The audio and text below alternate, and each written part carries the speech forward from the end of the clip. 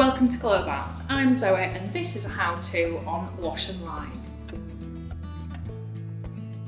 So you can prepare your paper before you start doing this by just brushing some water over all of it and then letting it dry, and it will curl up a little bit, and then when you come to add your watercolour paints it will settle a bit more nicely and straighten out once you've got your paint on top. So that would be somewhere to prep your paper before you actually start this activity. So if you want to get quite a faint colour, then you're going to add more water to one of your little colour blocks here. So I'm just going to work the water in with the brush, and I'm just going in the same direction along there, and you'll start to see that the bristles are turning the colour of the paint. Okay, so I'm just going to check and see how bold that is. Not at all, it's a very, very faint wash. So I'm just going to keep going over that little block of blue. That's a little bit more bold. Okay, so I quite like the intensity of that. And then I'll add a little bit more water to my brush, and I'm going to brush that out towards this edge. And I think I'd like to blend a little bit of green into this. So now I'm going to get more water on there. Go on to the leaf green. Okay, and this is with the one stroke brush so that I can fill the page a little bit quicker. I wouldn't use a really small number 2 or number 4 brush. And I'm just going to blend these together to give me just a colour explosion background.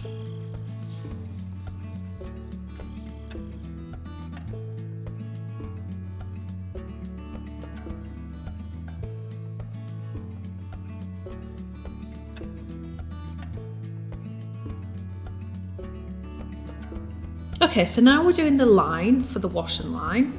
We've got the watercolour wash on the paper, it's dried out nicely, so we've got the colour in the background, and now we are drawing on top with a fineliner. So I've given myself just some guidelines in pencil here, really lightly, in case I need to rub those out. We don't want to put them on too harshly. So I know roughly where my portrait is going to sit. So I'm going to do a head and shoulders within this A4 piece. So you can try and find some natural light and dark sections within your watercolour painting.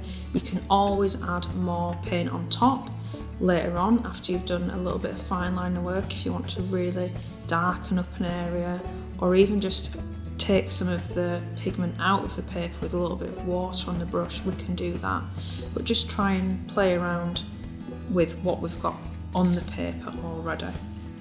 So there's quite a dark area here, so that works really well for the shadow underneath the hair that's just sitting on the forehead there. And I'm just following this line that I drew out for myself earlier. You can go with any sort of drawing style that you want. My style is quite loose and quite free.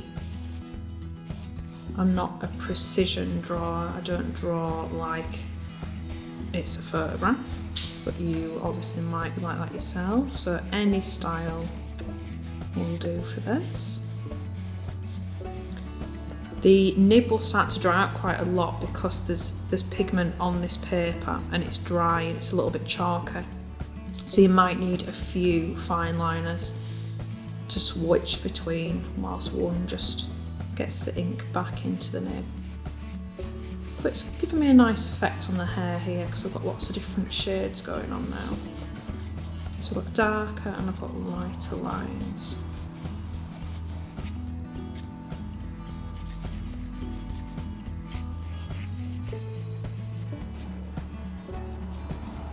So you can keep going with this for as long as you like. You can keep it quite plain and simple, or you can do lots and lots of detail on there.